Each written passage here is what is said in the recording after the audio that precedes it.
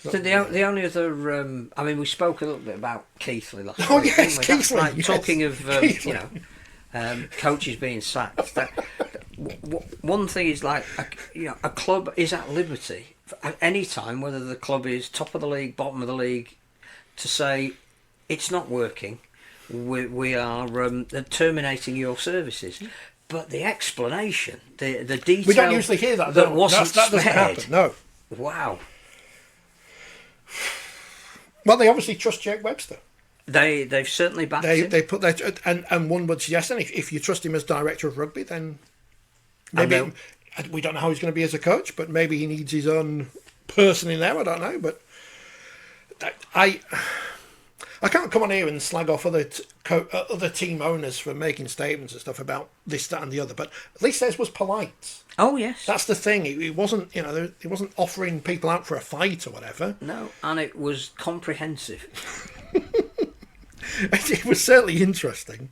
And to the people who say, well, this is going to put off people wanting a job, coaches are always, there's always desperate coaches. Right? Yeah. And Keighley are not the basket case as much as some other clubs. Keighley are in fact playing Oldham this week in a match that could determine who gets promoted from League One.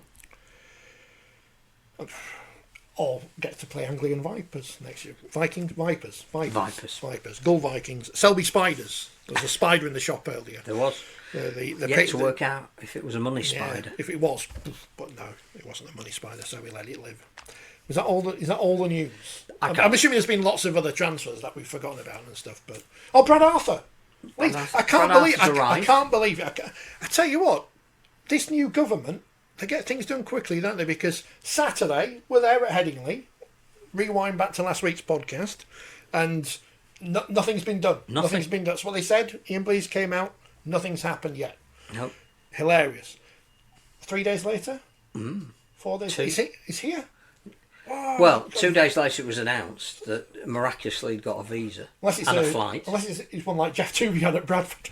And he arrived for Thursday's game. He was there against Warrington. Sat pitch side on a chair. I don't know where Sky found those chairs. There they were. And did not fancy standing up for the interview. I don't know.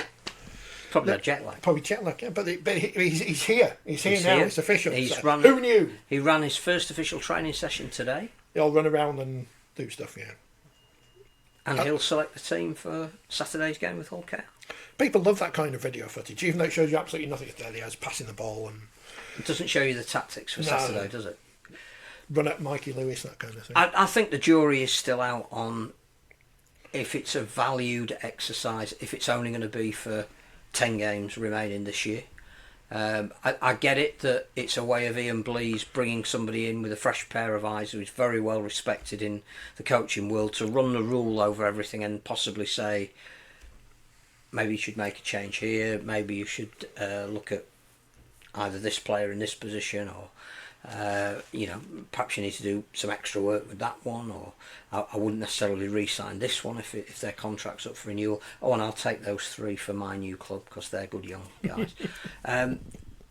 So I sort of get that he might be coming in more as a consultant, but I don't know what he can change on the field in 10 weeks when he's coming up against, he's not going to have them for a pre-season where he can bed in some new ideas. He's literally going to have them for probably 2 training sessions a week with a specific opponent in mind at the end of it. So I don't know how much he can change unless it genuinely is he wants to see if this position would suit him to do it next year, and Leeds can come up with a deal whereby he could possibly do it for 2025, and if Perth were going to come into the NRL in 26, 27 or 28, which again hasn't been decided. So you haven't decided where the team's going to be yet, have they? No, but it was PNG and now it's Perth, and his wife is from Perth, I believe. So I think he is the favourite to be the coach of Perth Bears, because I think there's going to be a link up with North Sydney.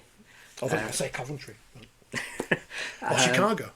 So, at the moment I think the jury is out on the logistics of how it's going to work. I can't go to any Leeds games because I'll end up calling him Bill. If I ask him a question, I get confused. I just want to know if he's using Rowan Smith's hat. That's all I want to know. I'll ask for you. Ask. No, we always ask the big questions here.